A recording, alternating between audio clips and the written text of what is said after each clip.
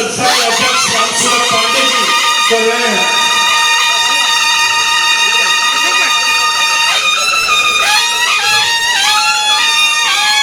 राम भाई का सम्मान इस मंच का सम्मान है, हम सबका सम्मान है। यहाँ आए उन तमाम राम भक्तों का सम्मान है जिनकी बदौलत आज राम लीला इतने बड़े पैमाने पर हुई है।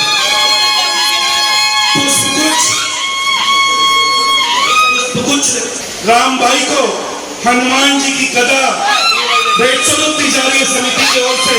राम भाई आप फूल के जाने हैं, आप युवाओं के प्रेरणा स्रोत है। आप इस गदा से मर्दन कीजिए उन तमाम असली शक्तियों का जो शक्तियां समाज में नफरत द्वेष पैदा करती है। आपका यही सहयोग सत्ता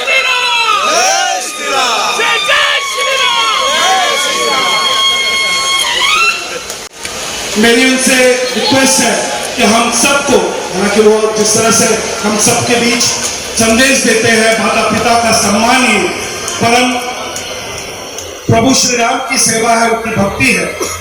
मैं चाहूंगा कि दो सब हमारे राम, हम सबके श्री राम कदम जी करें।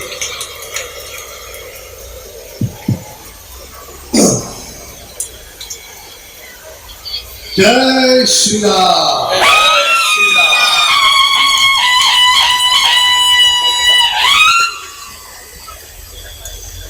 मुझे रामसूरत पांडे जी, मेरे बहुत ही बाल सखा सुनील दुबे जी और अशोक दुबे जी ने कहा था कि यहाँ पर जो मौजूद लोग हैं वो ऊर्जावान है, दिलदार है, पर जय श्री राम बोलते समय कंजूसी क्यों करते हैं मुझे पता है। बोलो जय श्री राम, बोलो जय श्री राम। 450 वर्षों के संघर्ष के बाद अयोध्या में तुम्हारे हमारी श्रद्धा है, आस्था है, उस भगवान राम का मंदिर बनने जा रहा है।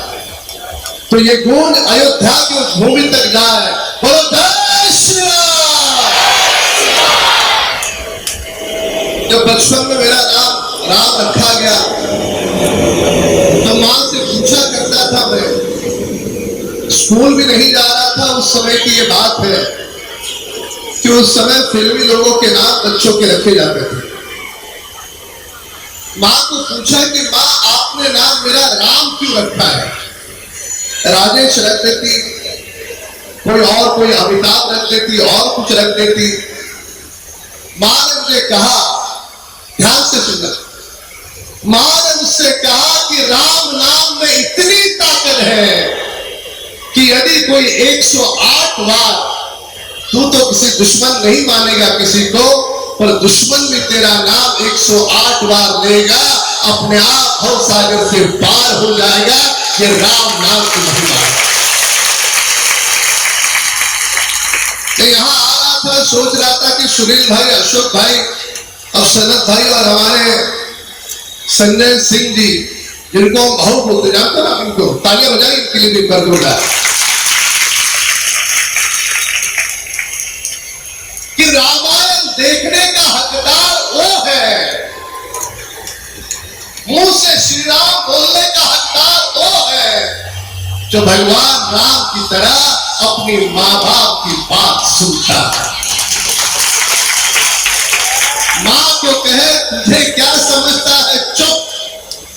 पिता को कहे, वही पिता जो फटी हुई बनियान पहन करके बेटे को नया टी-शर्ट दिलाते हैं, बेटे को नई मोटरसाइकिल दिलाते हैं, वही पिता से कहे कि आप शांत बैठो, वह व्यक्ति विशेष श्री राम बोलने का हकदार, जोर से कहो हकदार, जोर से कहो हकदार।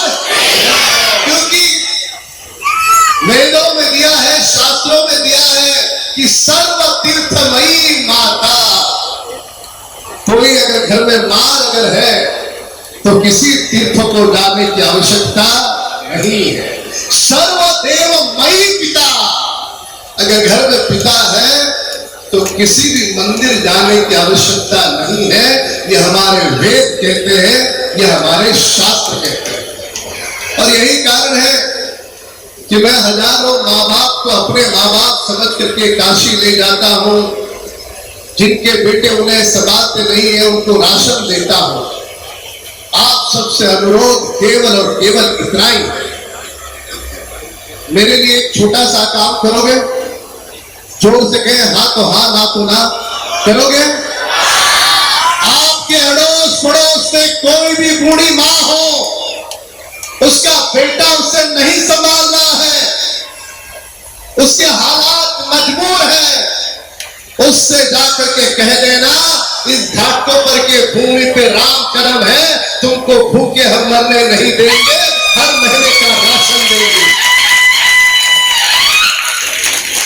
किसी के घर में अगर माँ बाप बीमार है तो घर गिरवी रखने की जरूरत नहीं है, कहना किसी सोने चांदी के दुकान में रखने की भी जरूरत नहीं। भरत भाई बिंदास मेरे पास आ जाओ, ऑपरेशन करने के पहले आओ, ऑपरेशन करने के बाद कुछ लोग आ जाते हैं कि हमने ऑपरेशन कर लिया, अब कुछ हो सकता है क्या?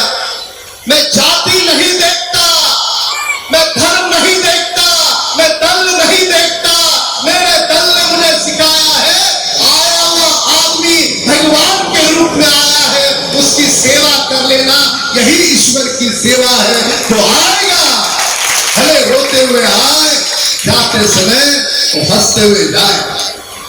मैं मंदिरों में जाता था बचपन में, सोचा करता था कि मंदिरों में मूर्त पत्थर की क्यों होती है?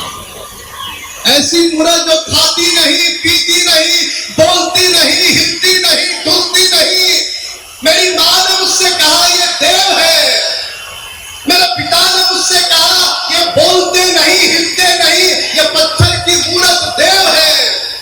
विद्रोही स्वभाव था, मैं मानने के लिए तैयार नहीं था, पर धीरे धीरे अध्यात्म की रुचि बढ़ी, और अध्यात्म की रुचि बढ़ने के बाद मुझे अपने आप ध्यान में आया कि हमारे ऋषि मुनि जो थे वो सही मायने में साइंटिस्ट थे। उन्होंने हमको सीख दी, जो खाता नहीं, पीता नहीं, हिलता नहीं, डुलता नहीं, बोलता नहीं, वो यदि पत्थर देव है, वो अचेतन यदि देव है, तो मेरे बगल में हिलने डुलने वाले सारे के सारे और मैं स्वयं महादेव का रूप हूँ। देव से महादेव की यात्रा के लिए पत्थरों के मंदिर आए। ईमानदारी वाली बात अगर है तो जोर से तालियां बजाइए हमारे ऋषियों के लिए। बुरा इस बात का लगता है कि केदारनाथ के धाम जाते हैं, जरूर जाए। मैं भी अभी 11 दिन की साधना करके आया, वहां पर बर्फ में रहने वाले एक संत मेरे संत हैं जो 25 फुट बर्फ में रहते हैं। काशी जाते हैं, जरूर जाए। शिरडी में जाते हैं, जरूर जाए। पर जाने के हकदार कौन है? जाने के हकदार वही है जो अपने माँ बाप को भगवान समझे, उनकी सेवा करे, वही हकदार है। पुनः एक बार जाते जाते एक ही बात कहूंगा, मुझे पता नहीं मेरे घाटों पर के इसमें से कितने लोग हैं, पर अशोक भाई, सुनील भाई हर साल इतना अच्छा आयोजन करते हैं कि दूर दूर से लोग इस रामलीला को देखने आते हैं। और कई सारी महिलाएं जाते समय कहती है कि राम कदम जी, हम असलफा के पहाड़ पे रहते हैं, हम रामनगर के पहाड़ पे रहते हैं, हमारे यहाँ पानी की दिक्कत है। ये जो बाल बढ़ाए हैं, भगवान राम की कसम, जब तक मेरे घाटों पर मैं पानी नहीं देता, राम कदम ये बाल नहीं कटवाएगा। ये मुझे अपने श्री राम की कसम है।